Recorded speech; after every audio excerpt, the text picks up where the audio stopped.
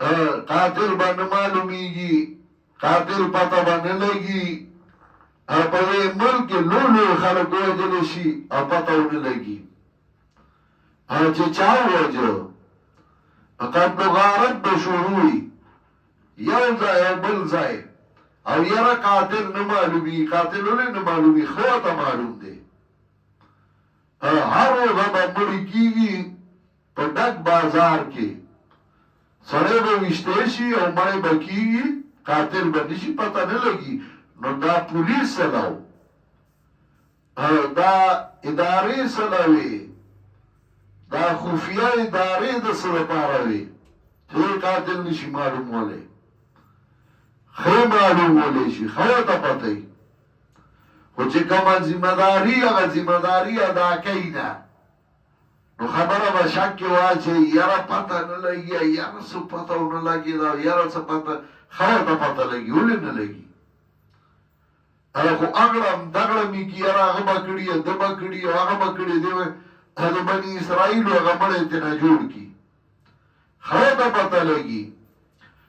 یو قانون کې خود د فوجداري مقدماتو د ختمولو لپاره په دې عدالتونو کې دوه قسمه مقدمې چلیږي. د هغې لپاره تورو کوټونو والا هم دوه قسمه وکیلان، یو د فوجداري مقدمو وي د جنگ جګړې د زخم د دې لپاره، او یو یې هغې ته وایي دیواني وکیلان. دیوانی وکیلان هغه د مال د جایداد د دې لپاره وي. دیوانی وکیل هغه د جایداد جګړې، د مال جګړې، نو د هغې کیسونه کوي. فوجداري وکیلان هغه د مرګ ژوبلې کیسونه کوي. نو د مرګ ژوبلې کیسونه هغې ته وایي فوجداري مقدمات. فوجداري مقدمات په یو ټک په یو قانون ختم کړل چې چا قتل وکړ، ګواهان بې پیش شو، معلوم شو، بیا قصاص دی. نو چې د چا نه قتل شوی نو هغه غریب اړمي او مقدمه ده، او نن دې ځای تاریخ دی او سبا هغه ځای تاریخ دی، او نن وکیل نشته، او نن د وکیل چوټي ده، او نن د پلاني دغه دی، او نن تاریخ بدل شو. نو 10 کاله تیر شي او د هغې غریب زړه ستړی شي په مقدماتو او په تلو او په راتلو، نو هغه وایي یاره د دې په ځای باندې دا دومره پیسې مې راګولې، خو یو ټوپک به مې اخیستی او 10 به مې کارټوس اخیستی، نو څه ګران کار خو نه و. نو هغه ټوپک والي او لاره کې کینې او ډف چې سړی وړي، اسانه به یې خلاص کم کنه، دی هغه بامخیل نه دي. دغه ځای کې یو سړی و، نو هغه یو ځای ډاکټر و، بل وکیل و، ښه ښه سبقونه یې په بچو ویلي، یو ځای زمیندار غوندې و. یو سړي د هغه ځای وویشته، چې ځای یې له وویشته نو هغه قاتل وتښتېده، او دې سړي زر دا زامن کېنول، پکې وکیلانو ډاکټرانو، چې څه کوو، یو وی کیس به داسې دغه کوو، راپورټ به داسې ولیکو، بل وی داسې او داسې او دی صلاح کوله. هغه زمیندار په دغه کې دی کېننو، هغه غلی غوندې لاړه، ټوپک یې واخیست او منډه یې کړه.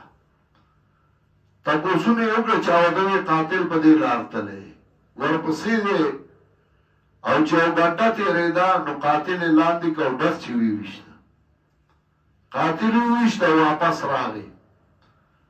چې راغی دا پلار یې ادارونه، دا وکیلان او دا ډاکټران دا ناست دي او مشوره کوي چې راپورټ به څنګه لیکو. هغه ورته وایي څه کوي، زمیندار ورته وایي، دی ورته ووایي بس مشوره کوو، راپورټ به چې څنګه لیکو، راپورټ دغه کوو. هغه ورته پرېږده راپورټ وایي، پلار ته وایي ما خو سړی وویشته، بدل مې واغسته. پلار یې وایي ښه، یو زامنو ته یې راځئ، سړک ته راووته، هغه وکیل ډاکټر او هغې یو طرف ته د مټ نه ونیوله، دا زمیندار یې بل خوا ونیوه، خلق وی راشه وی دا ټول رانوالی دا وکیلانو ډاکټرانو داسې یو ځای راله بل راکوي هر څه نه بېغمه کړم چې ټوپک به سړی والي دغې ته اړم شي نو ځکه ته خو الله نه کوې که نه ته خو الله فیصله نه کوې که نه نو چې نه کوې نو بیا یې پرېږده چې پخپله یې وکړي که نه نو چې ته یې هم الله نه کوې او پخپله یې هم نه پرېږدې نو د هغې نتیجه به څه وي د هغې نتیجه دهشتګردي ته دهشتګردي ختمومتې ختمې نه ته شروع کې په دې ملک کې ته قانون د قرآن نافذ کا نو قانون د قرآن خو نه نافذ کوي د یو د بل قانون یې راغستی دی دا کله د یو قانون دی او کله د بل قانون دی نو په هغې کېږي امن په هغې راځي